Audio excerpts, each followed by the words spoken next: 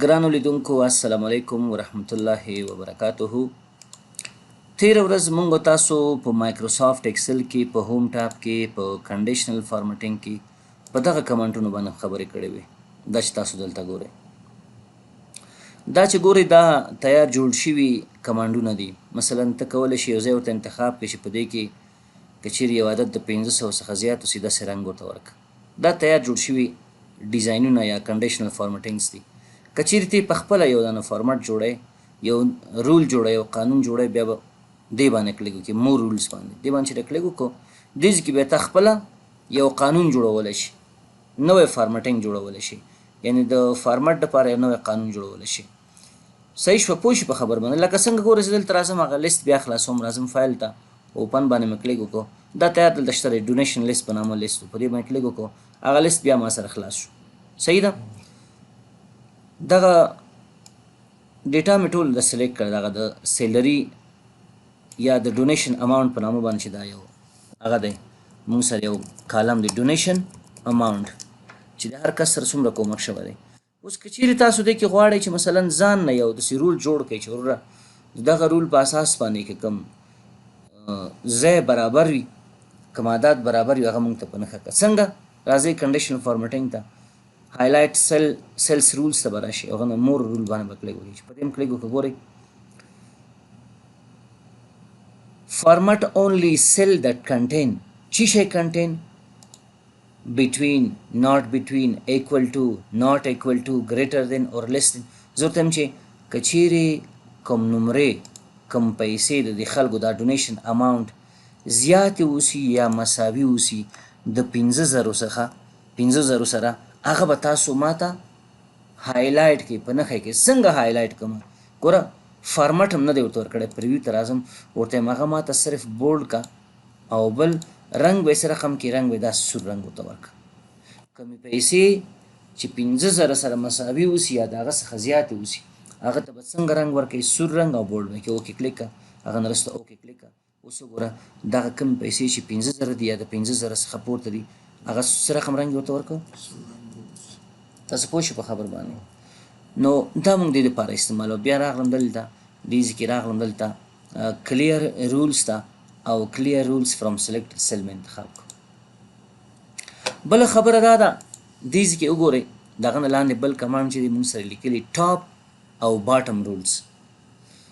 تا سره 40 نفره دی کې غواړئ چې لس هغه نفر مونږ ته وښیه یا 15 یا 3 هغه نفر وښیه چې هغوی ټاپ پیسې اخیستي یا ټاپ نمرې اخیستي. لکه څنګه ګورئ زه دلته راغلم، بل شیټ مې واخیسته، بل شیټ مې واخیسته، دا مې ډبل کلیک کړی، نیم مې کړه چا په نامه باندې؟ سټوډنټ ریزلټس په نامه باندې. چې شي په نامه باندې؟ ریزلټس په نامه باندې. او دا زوم مې زیات کوم مې لیکه چې سټوډنټ آی ډي، بیا مې ولیکو سټوډنټ ډاټ نیم، بیا مې ولیکو کلاس یا پروګرام، کم پروګرام ما سره وي، او مارکس مې ورته انتخاب کړ. نو دلته راغلم آی ډي مې ورته ورکړه SID-01، داسې یو نمبر مې ورته ورکړه او دا مې تر دې پورې سلیکټ کړه. فکر وکړه ما سره دا 10 نفره دي او دا مې بولډ هم کړه، داسې عمودي افقي مې سنټر ته راوستم. دا کسان دي ما سره فهیم، اسد، سرباز، علي، وحید او نادر، دا کسان دي. دا ټول ما سره چې شی وای DIT کې د دې داخله کړئ، DI او ټیکي، کنټرول انټر نه کلیک. دې چې دي 100 نمرې وړي، د 80 نمرې وړي دي، د 80 نمرې وړي دي، د چې دی 99 نمرې وړي، د 89 نمرې وړي، د چې دی بیا هم 80 نمرې وړي دي، د 88 نمرې، د 90 نمرې وړي دي، او دې چې دی 95 نمرې وړي دي، او د چې دی 95.5 نمرې وړي دي.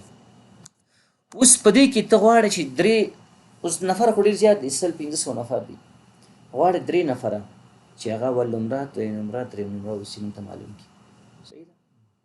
3 ټاپ نفره مونږ ته وښیي چې چېکې نمرې اخیستې دي. څه چل به وکړي؟ دا به داسې سلیکټ کړئ چې سلیکټ یې وکړو، لاړ به شیټ ته، فارمټینګ کنډیشن فارمټینګ ته به راشئ، هغه نه وروسته به څه چل وکړئ؟ ټاپ اینډ باټم ته به راشئ او دې ځای کې به ورته وایي چې ټاپ 10 آیټمز. دلته 10 په ځای به څه ورته ولیکئ؟ درې به ورته ولیکي. اوس ګوره درې هغه کسان چې جګې نمرې اخیستي اوکې کلیک هغه موږ ته په نښه کوي. یو دا دی، یو دا دی، یو دا دی. نو دا خو معلومداره خبر چې دا اول نمره د جګه جګه نمره اخیستي، ورپسې 9 دا دوه نمره شو، ورپسې دریم شو. تاسو پوه شئ په خبر باندې. او که چیرې تاسو وایئ چې نه داسې نه غواړم چې یو نفر بل هم زیات کړه، نو بیا راشه دلته تعداد زیات کړه، فرق نه کوي. 4 نفره کړه، 4 ګورئ 15 څومره چې تاسو خوښوئ. دا دلته بیا مې کلیر رولز فرام سلیکټډ سیل انتخاب کړو. هغه نه وروسته بل کمانډ چې دی موږ سره لیکلی ټاپ 10% د فیصدي په اساس غواړي معلوم کړي چې 15 هغه نفر ماته وښیه چې جګه فیصدي نمرې اخیستي. صحیح شوه. مثلا زه ورته یم چې څه چل وکړه په دې کې، زه ورته یم چې که چیرې ته یو نفر انتخاب کړې که 2 نفر انتخاب کړې، ګوره جګه فیصدي د چا ده؟ تاسو پوه شئ په خبر باندې. ټاپ 10% څوک دی؟ همغه 100 دی، که ټولو کې ټاپ همدغه دی. که چیرې تاسو دا کم کړئ، مثلا زه دلته راغلم دې ته مې دا مې ټول پاک کړو، داسې کې مې دې ته مثلا دې 2 کسانو ته 90 ورته ولیکه. صحیح شوه. او لاندې راغلم دوی ته مې څه ولیکو 80 مې ولیکو، او دوی ته مې چې دی 80 ولیکو. نو دا مې بیا داسې لیکو. یعنې که چیرې تاسو غواړئ چې د فیصدي په اساس باندې کسان معلوم کړئ، ټاپ 10% ماته وښیه ورته وایه. دا د نمرو په اساس کوي او دا یې د فیصدي په اساس کوي. اوس خو موږ فیصدي استعمال کړی نو که فیصدي استعمال کړي درته ښیي. بل ورپسې موږ سره دی په دې خو پوه شوئ ټاپ 10% په دې معنا چې د فیصدي په اساس باندې 10 نفر ماته وښیه چې ټاپ فیصدي اخیستي اوسي.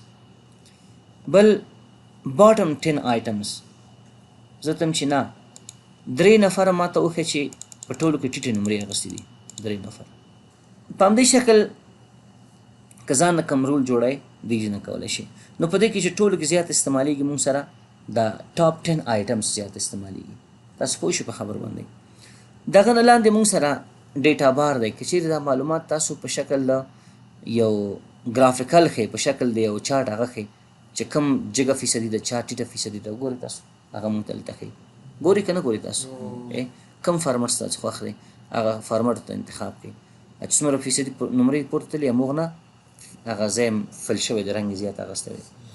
دې کې بل فارمټ موږ سره شته.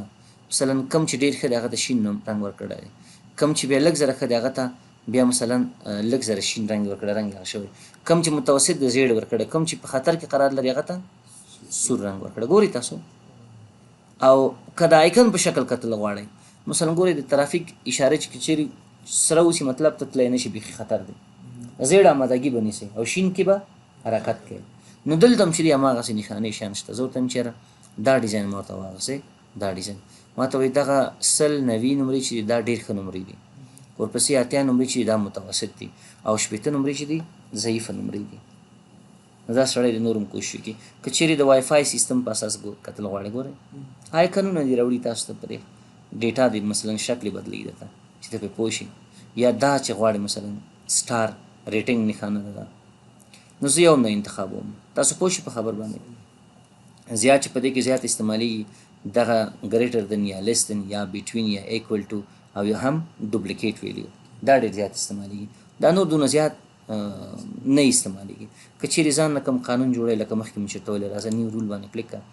نیو رول باندې چې د کلیک کړه څه رقم کې بیس آن ویلیو ته غواړئ چې مثلا یو شرط جوړ کړي، صحیح ده که نه؟ ته غواړئ چې فارمټ اونلی سیل دیټ کنټینټ د دې په اساس غواړئ چې مثلا یو هغه جوړ کړي، یا باټم یا ابف په یا د اوریج په اساس باندې. صحیح شوه.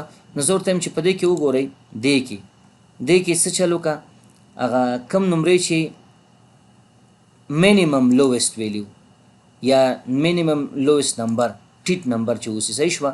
دې کې ویلیو اخیستی شي، نمبر هم اخیستی شي، هغه ته څه رقم رنګ ورکړه، ورته هغه ته داسې زیړ رنګ ورکړه چې هغه ټیټ نمرې اوسي.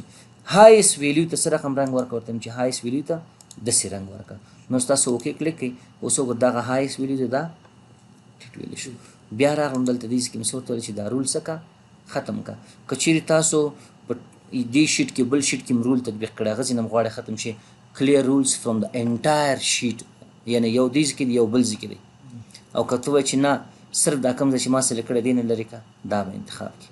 که چیرې تا کوم ټیبل باندې دغسې د کنډیشن اف فارمټینګ استعمال کړی هغه نه لرې کول غواړي دا به استعمالوي که پایویټ ټیبل اوسي دا به اخلي که ساده ټیبل اوسي دا به اخلي زه راځم په دې مې کلیک وکړو هغه مې څه کړو ختم کړو نو دا مونږ سره څه شی کنډیشنل فارمټینګ او د کنډیشنل فارمټینګ مربوطه کمانډونه بل که چیرې ته غواړې دغه لیکلو ته یو د ټیبل فارمټ ورکړې څه شی ورکړې ټیبل فارمټ دا خو ساده دی زه راغلم داسې کې زه ورته وایم چېرې دغه ډیزاین ته خوښ دی دا ډیزاین کوم ډیزاین چې ستا خوښ دی په هماغه کلیک هماغه فارمټ په دې څه کېږي تطبیقېږي خو کله چې تاسو په ټیبل فارمټ باندې کلیک وکړو یا فارمټ از ټیبل باندې کلیک وکړو یو ډیزاین خوښ کړو اول ما ته وایي چې وروره کوم ساحه ته غواړئ چې هغه ته زموږ ډیزاین ورکړو ګورئ دلته دا خپله انتخابېږي چې کوم ځای تا انتخاب کړی که چیرې دا نه و تاسو به ساحه انتخاب کړئ یا د ساحه انتخاب کړئ هغه ادرس به دلته راشي او بل ما ته وایي چې آیا ستا دغه ټیبل عنوان لري که نه لري نو ما ورته څه انتخاب کړی مای ټیبل هز هیډر را یا هیډر که چیرې تاسو دا انتخاب نه کو دغه بره نه دی دا بره